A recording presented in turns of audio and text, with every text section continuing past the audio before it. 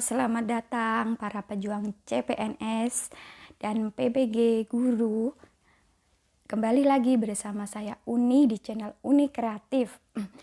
Jangan lupa subscribe, like, dan komen ya teman-teman untuk membantu saya terus memotivasi saya untuk membangun channel ini menjadi lebih baik lagi. Baik, kali ini saya akan membahas tentang soal dan pembahasan SKB dan PPG Guru IPS khusus materi tentang pedagogik. Baik, langsung saja.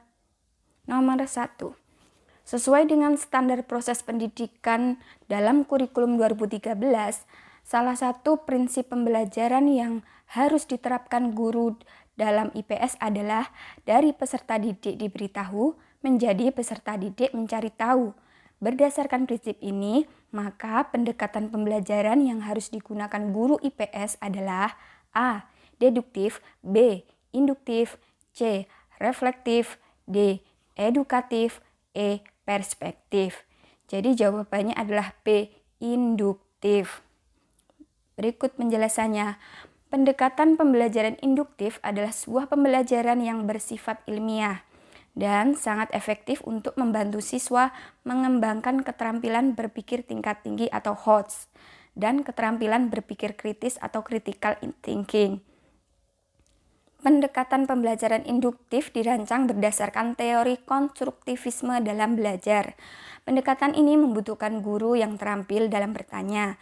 Melalui pertanyaan inilah, guru akan membimbing siswa membangun pemahaman terhadap materi pelajaran dengan cara berpikir dan membangun ide-ide. Pada pembelajaran induktif, guru memberikan informasi-informasi yang akan memberikan ilustrasi-ilustrasi tentang topik yang akan dipelajari siswa. Selanjutnya, guru membimbing siswa untuk menemukan pola-pola tertentu dari ilustri-ilustri yang diberikan. Soal nomor 2. Dalam pembelajaran IPS, peserta didik diharapkan dapat membangun sendiri pengetahuannya, mencari makna sendiri, mencari tahu tentang apa yang dipelajarinya, dan menyimpulkan konsep dan ide baru dengan pengetahuan yang sudah ada di dalam dirinya.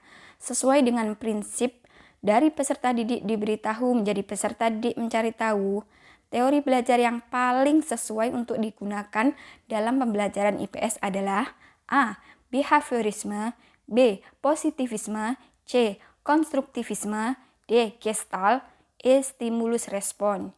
Jadi jawabannya adalah C. Konstruktivisme. Ingat konsepnya dari peserta didik diberitahu menjadi peserta didik mencari tahu, itu konstruktivisme. Selanjutnya, pembahasan. Konstruktivisme merupakan salah satu komponen dari contextual teaching learning. Konstruktivisme merupakan pengembangan pikiran bahwa siswa akan belajar lebih bermakna jika ia diberi kesempatan untuk bekerja, menemukan dan mengkonstruksi sendiri pengetahuan dan keterampilan baru. Konstruktivisme adalah membangun pemahaman mereka sendiri dari pengalaman baru berdasar pada pengetahuan awal. Pembelajaran harus dikemas menjadi proses mengkonstruksi, bukan menerima pengetahuan atau knowledge-based constructivism. Menekankan kepada pentingnya siswa membangun sendiri pengetahuan mereka lewat keterlibatan aktif dalam proses belajar mengajar. Soal nomor 3. Kebanyakan masalah dan pengalaman, termasuk pengalaman belajar, bersifat interdisipliner, sehingga untuk memahami, mempelajari, dan memecahkannya diperlukan multi-skill. Sesuai kurikulum 2013, materi pembelajaran IPS mencakup berbagai konsep secara komprehensif. Seyogyanya penyajian diorganisasikan dengan menggunakan prinsip dan pendekatan A. Parsial, B. Disiplin, C. Terpadu, D. Terpisah, E. Komprehensif. Jadi jawabannya adalah C. Terpadu. Berikut penjelasannya. Karakteristik IPS terlihat pada unsurnya. Unsur yang kompleks yang merupakan gabungan berbagai konsep dari ilmu-ilmu sosial, sehingga memiliki pemahaman utuh atau komprehensif. KI dan KDIPS juga merupakan sebuah tema dari gabungan ilmu-ilmu sosial. Tema tersebut dapat berupa masalah sosial, peristiwa, dan perubahan kehidupan masyarakat, kewilayahan, adaptasi dan pengelolaan lingkungan, dan kebutuhan manusia. Karena itu, pendekatan yang direkomendasikan bersifat terpadu atau pendekatan pembelajaran yang melibatkan beberapa disiplin ilmu atau interdisiplin untuk memberikan pengalaman yang bermakna dan luas kepada peserta didik sehingga tidak tampak monodisiplin keilmuannya. Soal selanjutnya, soal nomor 4. Berikut ini merupakan contoh alat atau media pembelajaran IPS berbasis teknologi informasi dan komunikasi atau TIK, kecuali A. Video pembelajaran, B. Film dokumenter, C. Overhead projector, D. Closed-circuit television, E. Computer assisted instruction. Jawabannya adalah C. Overhead projector. Berikut penjelasannya. Overhead projector atau disingkat OHP merupakan jenis perangkat keras atau hardware yang sederhana, terdiri atas sebuah kotak yang bagian atasnya sebagai landasan yang luas untuk meletakkan transparansi yang memuat materi pengajaran. Overhead projector dapat menghasilkan cahaya yang amat terang dari lampu proyektor yang diproyeksikan ke layar OHP. Overhead projector berfungsi untuk memproyeksikan atau menyajikan transparansi. Proyektor ini direncanakan dibuat untuk dan dapat digunakan oleh guru di depan kelas dengan penerangan yang normal, sehingga tetap terjadi komunikasi antar siswa dan guru. Jadi, overhead projector atau OHP bukan merupakan contoh alat atau media pembelajaran IPS berbasis TIK. Soal selanjutnya. Soal nomor 5. Prosedur atau langkah awal dalam pengembangan atau pemanfaatan teknologi dalam pembelajaran IPS adalah A. Merumuskan kompetensi hasil belajar, B. Merumuskan indikator hasil belajar, C. Merumuskan materi pelajaran secara terperinci, D. Menganalisis kebutuhan dan karakteristik siswa, E. Menulis naskah media pembelajaran. Jawabannya adalah D. Menganalisis kebutuhan dan karakteristik siswa. Berikut penjelasannya. Teknologi berbasis komputer telah memberikan sumbangsih yang sangat besar dalam dunia pendidikan dan khususnya pada proses pembelajaran IPS. Pembuatan media pembelajaran bukan ditekankan pada kebutuhan guru dalam penyampaian materi ajar, tetapi harus didasarkan dengan kebutuhan dan karakteristik siswa. Media pembelajaran ada yang bersifat visual, audio, dan audiovisual. Dari karakteristik media ini mempunyai kelebihan dan kekurangan masing-masing. Tetapi sebagai guru harus dengan bijak mengambil pilihan dari media pembelajaran tersebut. Soal selanjutnya, soal nomor 6.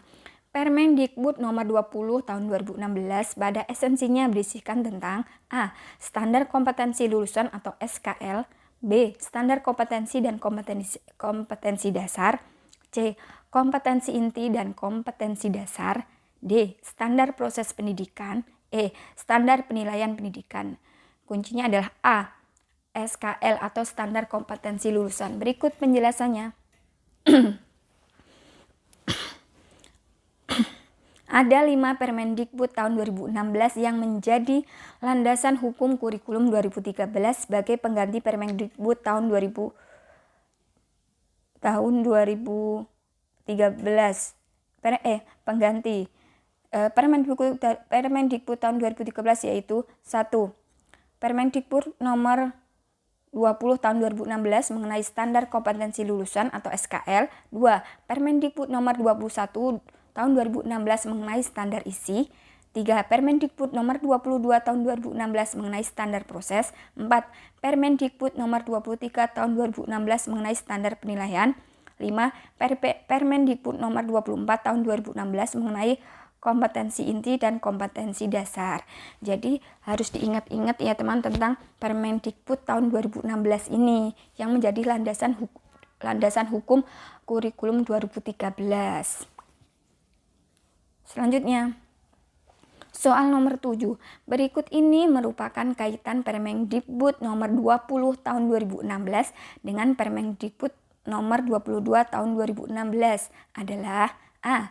Standar penilaian diperlukan untuk mencapai standar kompetensi lulusan. B. Standar proses diperlukan untuk mencapai standar kompetensi lulusan. C. Standar penilaian diperlukan untuk menilai standar proses pembelajaran. D. Kompetensi inti dan kompetensi dasar dijabarkan dalam standar kompetensi lulusan. E. Standar kompetensi dan kompetensi dasar merupakan jabaran dari standar kompetensi lulusan. Jawabannya adalah B.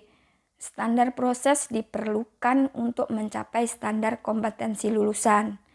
Karena Permendikbud nomor 20 itu berisi tentang SKL, sedangkan Permendikbud nomor 22 itu berisi tentang standar proses. Berikut penjelasannya. Standar kompetensi lulusan atau SKL adalah kriteria mengenai kualifikasi kemampuan lulusan yang mencakup sikap, pengetahuan, dan keterampilan. Standar kompetensi lulusan digunakan sebagai acuan utama dalam pengembangan standar isi, standar proses, standar penilaian, standar pendidik dan tenaga kependidikan, standar sarana dan prasarana, standar pengelolaan, dan standar pembiayaan. Ingat, Permendikbud nomor 22 tahun 2016 mengenai standar proses. Permendikbud nomor 20 tahun 2016 mengenai standar kompetensi lulusan atau disingkat SKL. Jadi, standar proses diperlukan untuk mencapai standar kompetensi lulusan. Selanjutnya, soal nomor 8. Berikut ini merupakan fungsi indikator pencapaian kompetensi atau IPK dalam sistem pembelajaran, kecuali A. Pedoman dalam mengembangkan materi pembelajaran. B. Pedoman dalam mendesain kegiatan pembelajaran. C. Pedoman dalam merancang penilaian. D. Pedoman dalam menjabarkan kompetensi dasar. E. Pedoman dalam mengembangkan bahan ajar. Jadi yang bukan fungsi indikator IPK adalah D. Pedoman dalam menjabarkan kompetensi dasar. Berikut penjelasannya. Fungsi indikator adalah 1. Pedoman dalam mengembangkan materi pembelajaran. Pengembangan materi pembelajaran harus sesuai dengan indikator yang dikembangkan. 2. Pedoman dalam mendesain kegiatan pembelajaran. Desain pembelajaran perlu dirancang secara efektif agar kompetensi dapat dicapai secara maksimal. Pengembangan desain pembelajaran hendaknya sesuai dengan indikator yang dikembangkan, karena indikator dapat memberikan gambaran kegiatan pembelajaran yang efektif untuk mencapai kompetensi. 3. Pedoman dalam mengembangkan bahan ajar. Bahan ajar perlu dikembangkan oleh guru guna menunjang pencapaian kompetensi peserta didik. Pemilihan bahan ajar yang efektif harus sesuai dengan tuntutan indikator, sehingga dapat meningkatkan pencapaian kompetensi secara maksimal. 4. Pedoman dalam merancang dan melaksanakan penilaian hasil belajar. Indikator menjadi pedoman dalam merancang, melaksanakan, serta mengevaluasi hasil belajar. Rancangan penilaian memberikan acuan dalam menentukan bentuk dan jenis penilaian, serta pengembangan indikator penilaian. Selanjutnya, soal nomor 9.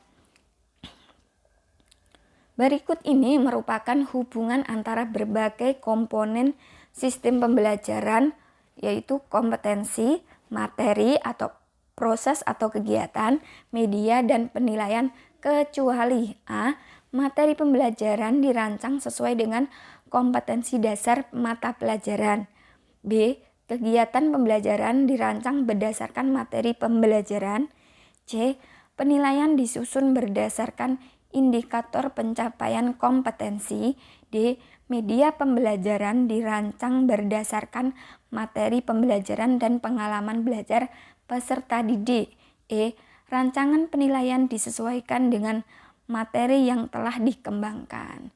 Jadi ini kecuali ya teman-teman, jawabannya adalah E. Rancangan penilaian disesuaikan dengan materi yang telah dikembangkan. Itu tidak benar. Jadi pembahasannya seperti berikut ini.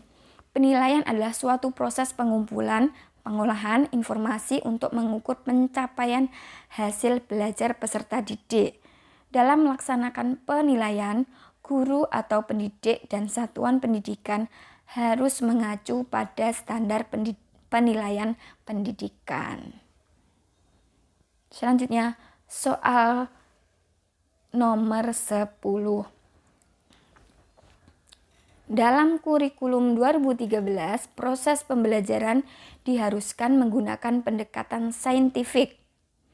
Pendekatan ini harus tertulis pada Rencana Pelaksanaan Pembelajaran atau RPP IPS. Berikut ini merupakan proses pembelajaran dengan menggunakan pendekatan saintifik kecuali A. Mengamati, B. Menanya, C. Mengasosiasi, D. Mengkomunikasikan, E. Mengevaluasi.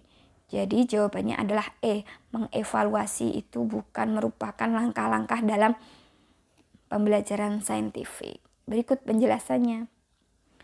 Pendekatan saintifik atau scientific approach adalah proses pembelajaran yang dirancang agar peserta didik secara aktif mengkonstruk konsep, hukum, atau prinsip. Pendekatan saintifik ini merupakan kerangka ilmiah pembelajaran yang diterapkan pada kurikulum 2013. Nah, langkah pembelajaran dengan pendekatan saintifik meliputi 1. Mengamati atau observing, 2. Menanya atau questioning, 3. Mengumpulkan informasi atau experimenting, 4. Mengasosiasi atau menalar atau associating, 5. Mengkomunikasikan atau communicating. Jadi tadi untuk mengevaluasi itu bukan merupakan langkah pembelajaran saintifik. Baik, terima kasih teman-teman. Terus ikuti channel saya ya teman-teman.